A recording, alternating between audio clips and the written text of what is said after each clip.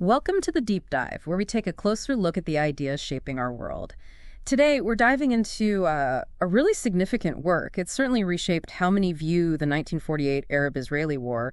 The book is The Ethnic Cleansing of Palestine by the Israeli historian Ilan Pappé. And it's definitely not your standard history text. Pappé uses, declassified Israeli archives, but also a lot of personal testimonies.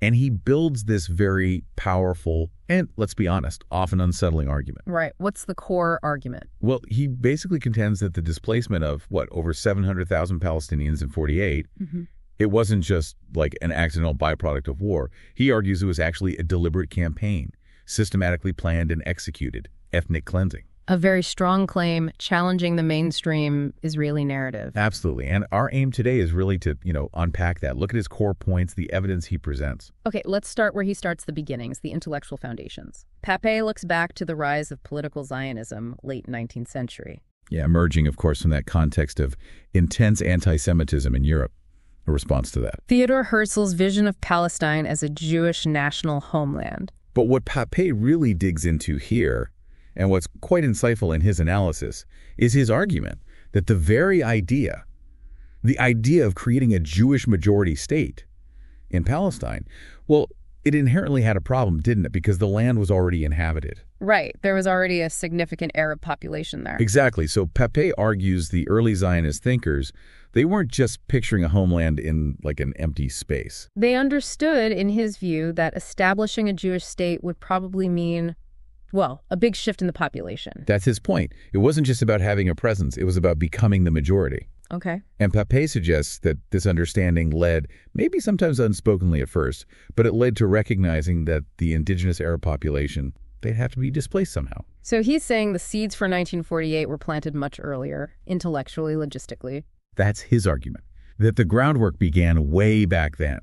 Not just a sudden thing in the heat of war, but rooted in that foundational ideology. That leads us nicely into Chapter 2, and this is critical.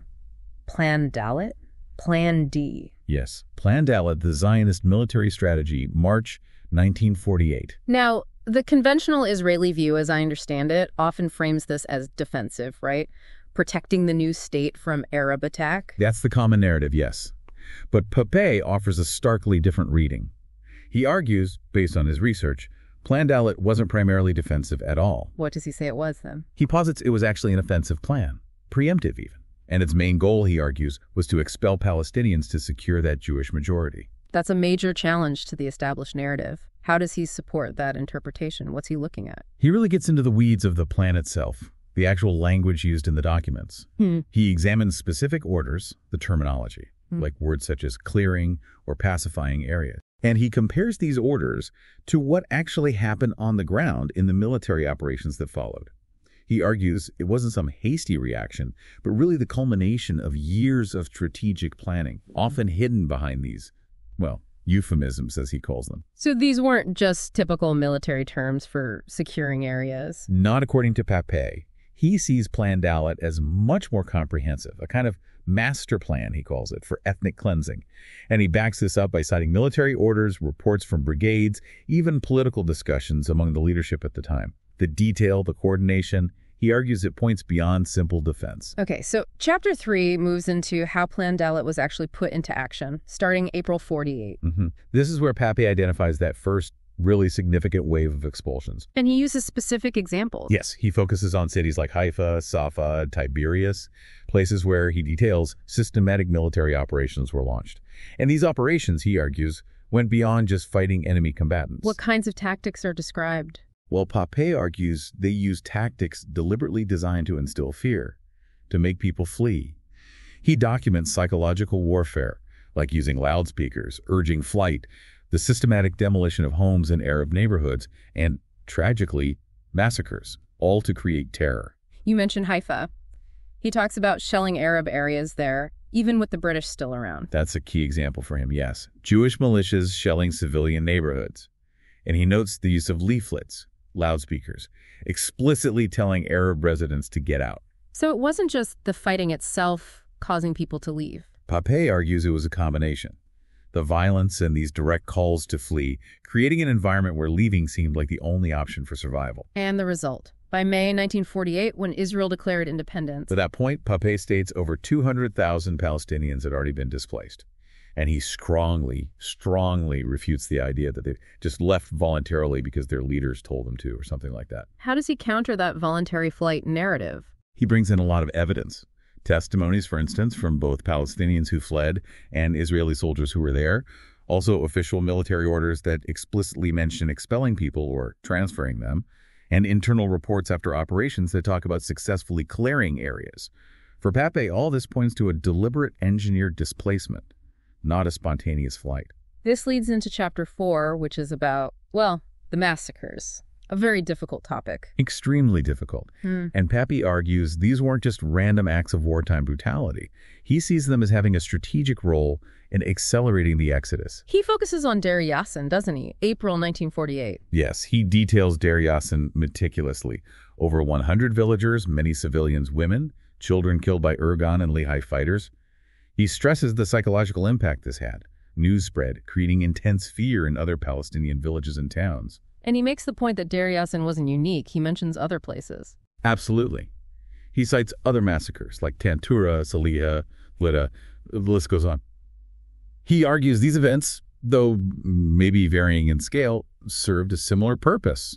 Terrorize civilians, make them flee. And these were attacks on civilians, often after surrender. That's what the evidence he presents suggests. Targeting non-combatants, sometimes after they had already put up white flags. The goal, Pappé argues, was to break their will to stay. It's a chilling thought, violence used so deliberately as a tool. It is. And Pappé points out that internally, some of these operations were actually noted with approval. He cites reports mentioning cleared villages, leaders talking about liberated areas.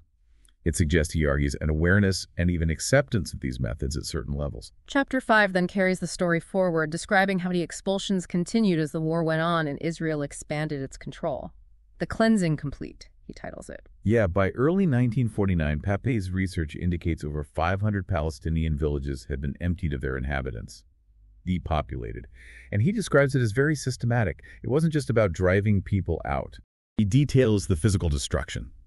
Villages being razed to the ground, their Arabic names literally wiped off maps, even using stones from destroyed Palestinian homes to build new Jewish settlements.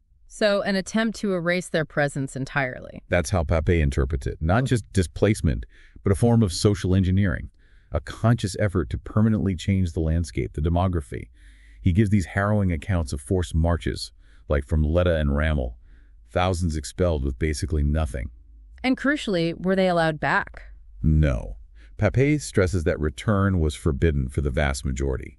And then came the laws, like the absentee property law, which essentially legalized the confiscation of Palestinian land and homes. Making the displacement permanent. Exactly. For Pappé, this seals the argument that the goal was never coexistence in that period, but achieving that demographic transformation by removing the Palestinian population. Okay, Chapter 6 then turns outwards, looking at the international reaction, or the lack of it. The silence of the West. Right. Here, Pappé is quite critical of the international community. The UN, the big Western powers like the US and Britain. He points to what he sees as UN paralysis and political cover, essentially, being provided by the US and UK. Why does he think they were silent or inactive? He connects it to the context of the time, the beginning of the Cold War, where Israel was seen as potentially strategic, and of course the very recent memory of the Holocaust. This created, he argues, a climate where criticizing Zionism or the actions of the new Israeli state was incredibly difficult politically and morally. So that silence, in Pappé's view, was significant. He argues it effectively amounted to complicity, that by not acting or speaking out forcefully, the international powers allow the ethnic cleansing, as he defines it, to happen and be consolidated. And the final chapter, Chapter 7, deals with memory. How these events are remembered or perhaps denied within Israel itself. Memory and denial. Yes. This chapter analyzes what Pappé sees as a conscious, systematic effort within Israeli society to downplay, reinterpret, or outright deny the scale and nature of the 1948 events concerning Palestinians. How does he say this denial works? Through various means. The education system, for example, emphasizing the War of Independence narrative. National memorials and myths that focus solely on the Israeli experience. Public discourse, he argues this effectively silences or marginalizes the Palestinian narrative of the Nakba, the catastrophe. He also connects this to the present day. the Palestinians who remained, the refugees. Definitely. He talks about the status of Palestinian citizens within Israel often facing discrimination, he argues, and the ongoing plight of the millions of refugees still stateless. For Pappé, the dominant Israeli narrative obscures the root causes of these present-day issues, which he traces back to 1948. He also mentions the difficulties faced by Israeli academics like himself who challenge that narrative. So bringing it all together, what's Pappé's concluding message? What does he call for? His conclusion is really a strong call for historical honesty. For recognition, he argues that acknowledging what happened in 1948, acknowledging it as ethnic cleansing, isn't about assigning blame for its own sake.